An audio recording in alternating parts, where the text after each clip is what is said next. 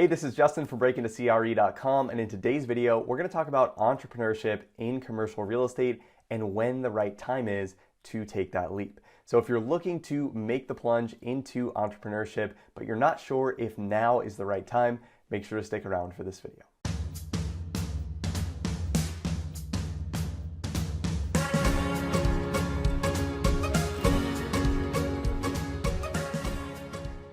Now, if you're new here on this channel, we talk about real estate investing careers and real estate financial analysis. So if you're looking to break into the industry or advance your current real estate investment career, make sure to subscribe and hit the notification bell. Now, most people get into the real estate investment business with entrepreneurial aspirations. So they either want to own their own real estate or they want to run a firm that invests in real estate on behalf of equity investors. But for most people who enter the business with these aspirations, it's really not clear when the right time is for them to actually take that leap. And there are so many things to take into account here, including your own personal financial situation, family obligations, the state of the market, your access to capital, and a host of different other factors that could affect your success in an entrepreneurial endeavor. So in this video, what I wanted to do was break down the 3 most common threads that I see among people who have taken the leap into entrepreneurship and have done that successfully. So first and foremost, the number one thing that I've seen among successful real estate investment entrepreneurs has been that they've had the knowledge and the experience to execute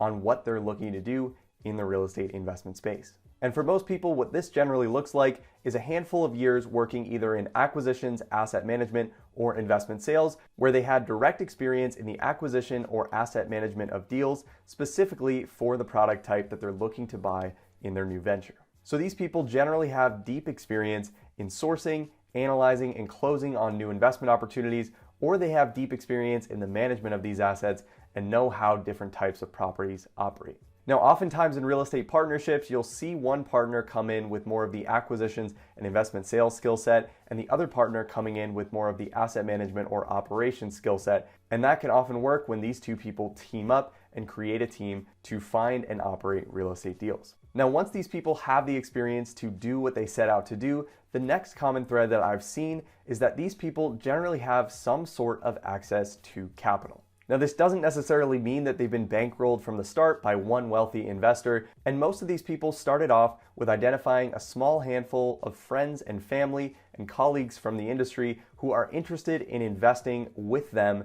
and believe in them as a real estate investor. These people also often have relationships with one or more high net worth individuals that trust them enough to be the guarantor on the loans when their net worth or liquidity levels don't hit the requirements of the lender. But with that said, this doesn't need to be big to start. I've seen extremely successful companies who started out with $10,000 checks from friends and family and are now raising tens of millions of dollars from institutional capital partners for every deal that they do, just within a 2 to 3 year period from starting. In real estate, it takes time to build a track record and reputation, so starting small and building an investor base over time is how I've seen most of these investors become successful. Now, with experience, knowledge, and access to capital, there's one more piece of the puzzle that's really necessary in order to build a company in the real estate space. And that final common thread is that these people have deep relationships with the right people. So while the technical skill sets and access to capital are important, having strong relationships with brokers that can find you deals,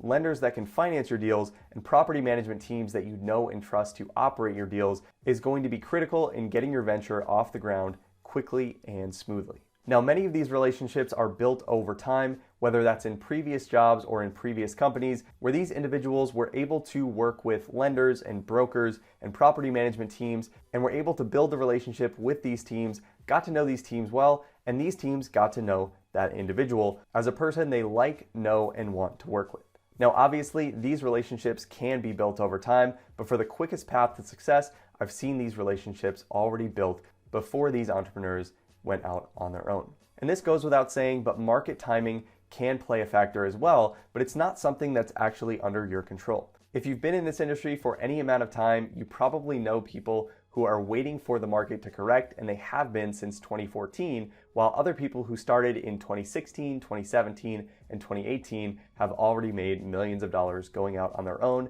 and doing deals and taking advantage of the market. All that is to say that while it's important to understand where the market is when you decide to go out on your own, It's also important to consider the opportunity cost of doing nothing and waiting for that next downturn to come. So I hope that was helpful if you're thinking about taking the leap into entrepreneurship and want to know what you should have lined up before you take the plunge. And if you watch this video and you know you have some pieces of the puzzle missing and want to learn more of the technical aspects of how to model real estate transactions or how to set yourself up to land the job you need to land before you go out on your own, I'd recommend checking out Break Into CRE Academy, and that's going to include over 100 hours of video training on real estate financial modeling and deal analysis in career training as well as access to all Break Into CRE models and training files and additional one-on-one support. So if you like this video and want to see more content about entrepreneurship in real estate, make sure to let me know by hitting the like button, subscribe to the channel, and share this with anyone else who might find this helpful. Thanks so much for watching, and I'll see you in the next video.